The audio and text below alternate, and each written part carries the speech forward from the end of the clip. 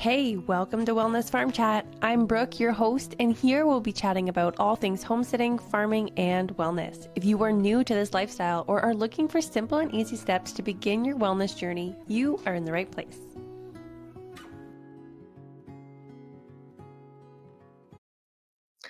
Hello and welcome to Wellness Farm Chat. Today I am going to be doing a 4-part series of all of my labor and delivery. So I'm going to be sharing today my first labor, pregnancy, delivery, postpartum, all the things, and just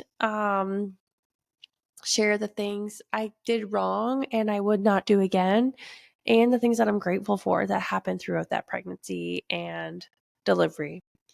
So my first child, Ruben, he was born in 2019, and he was a blessing, a total gift from God. I was told prior to getting pregnant that I would never have kids naturally and I would have to do IVF.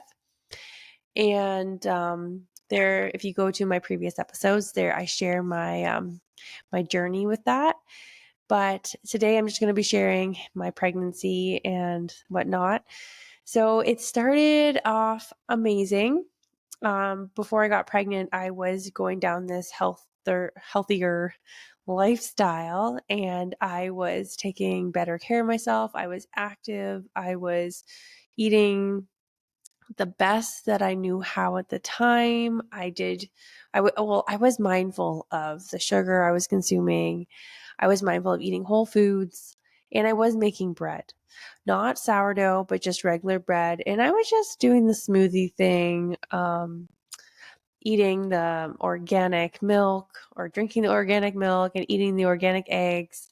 And we were hunters, so we had a lot of good meat and game. And when I found out I was pregnant, I was excited, I was shocked, and then I kind of gave in to the cravings and the things that my body said I needed. And that's when things started to go downhill for me. I literally had McDonald's every time I went into town. I could not help myself. The fries, the chicken nuggets, like the smell, it was just I couldn't stop. And I found that I was pregnant, November, December. So it was during the holidays. And then Valentine's Day and all the chocolate time. And I struggled. I gained a lot of weight. I had back issues. My SI joint went out really early on in my pregnancy, and I couldn't do a lot. I couldn't work in my garden. I couldn't. I don't even know what I couldn't do. Yeah, I remember I cut my work. I had to stop working because I couldn't help my clients. I was a residential worker, so I couldn't do a lot of personal care with the clients. And I became a couch potato, a Netflix potato. I didn't do anything with my time. Yeah, it was pretty sad. So I got to the end of my pregnancy and I was way bigger than I ever anticipated to be. I gained a lot of weight due to the lack of movement and the food I was eating.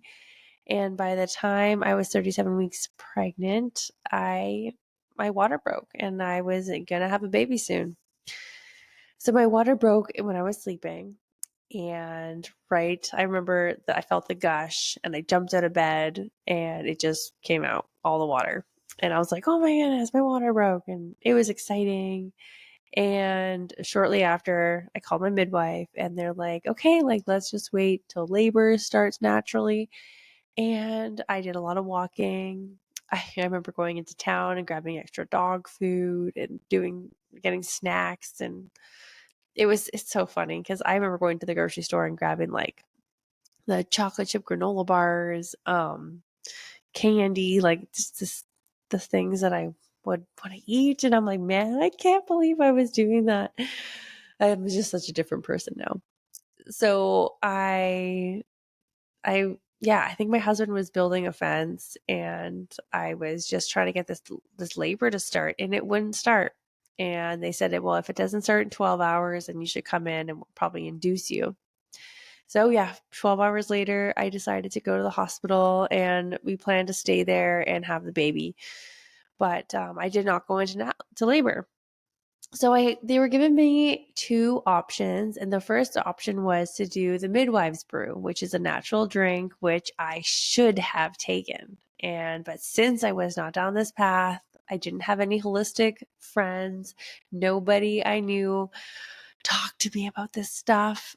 And they actually seemed more hesitant to give it to me because they're like, oh, it probably won't work. And you can only do it one time and then you have to wait 12 hours and then you can do it again. If it doesn't work, then you have to wait another 12 hours. And it was like a lot of waiting. And they made it sound like it was such a big deal.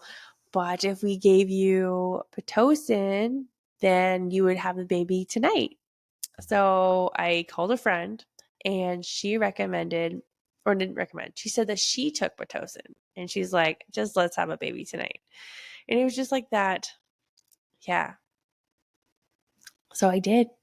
I listened to a friend and what the doctors or my midwife and the maternity nurses suggested, and I got Pitocin.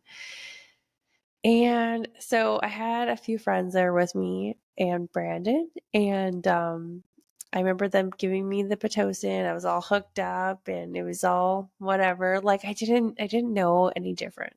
And they hooked me all up and they decided to give me some morphine so I could sleep. So I went into the hospital at around, I want to say 5 p.m. and I think I got Pitocin at 7 p.m. So they give me that. And then they said, we'll give you some morphine so you can take a nap and then relax, and then we'll let your body kind of do its thing with the Pitocin. I slept for maybe 20 minutes and I was in full blown labor. That 20-minute nap from having the morphine induced my labor that when they checked me, I was 10 centimeters. In like 20, maybe it was 40 minutes. It was under an hour that I went from 0, maybe 1 centimeter to 10 centimeters. And this baby was coming and it was crazy. Like I remember being so high from the morphine and having no control over my body. I was, yeah, it was crazy. I remember being in the bathroom having to pee with Brandon, and I've never been in that kind of pain before. And I was crying. And it was an awful experience. But when it came to pushing, I was asleep. When my body wanted to push or the contractions were happening, I would wake up to push and then fall back to sleep from the morphine. And it was wild. Like everyone, well, from what I was told, everyone was like, doing all the things to help me while I was pushing. And then I would fall asleep and they'd all just stand there and wait. And supposedly it was hilarious and they were laughing a lot. And at the end, I had a beautiful baby boy, no complications, nothing bad happened. It was a great, I don't know, it was great. After it was all over, I was high as a kite and no one could touch my baby. And I was over the moon excited that I had a baby boy. It was a dream. And I went home and I was fine. I went home a day later. We stayed a bit. Ruben was 6 pounds, I think 1 ounce. He was a small little dude and he was beautiful and healthy. But after that, when I got home, my cravings were still really bad. And I remember I bought a family pack of M&Ms and I just ate those the whole time in the bed.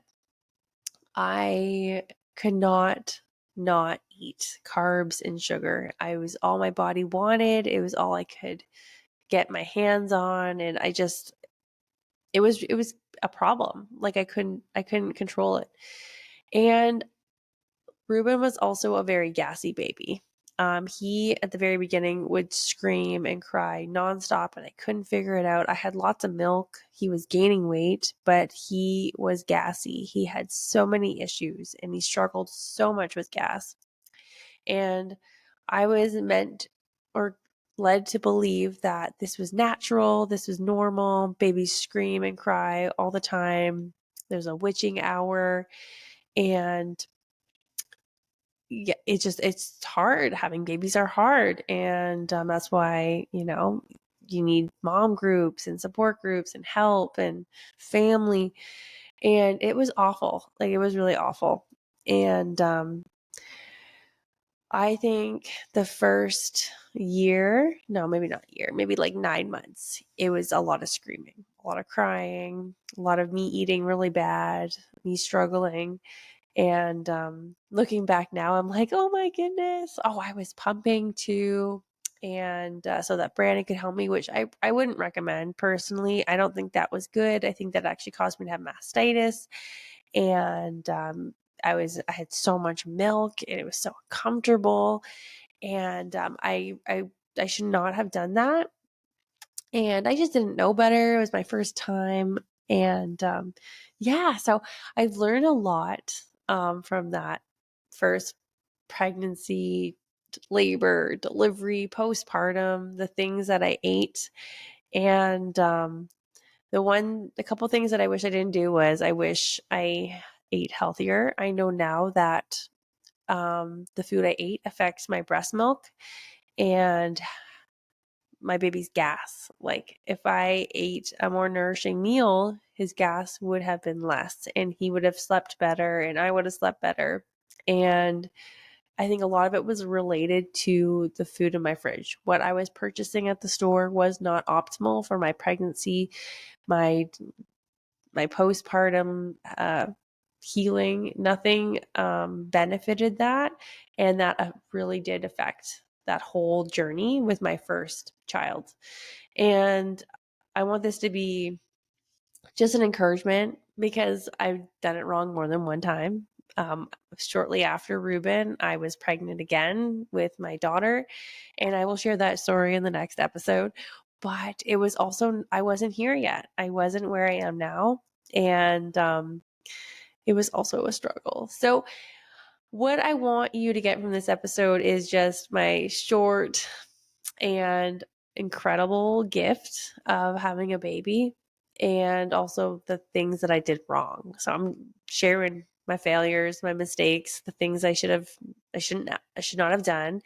And yeah, I learned a lot. And at the end of the day, I'm here, and I'm here continuing having babies, and I'm having a great time.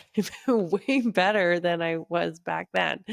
And yeah, I'll be sharing all of them with you in the next few weeks. So bye.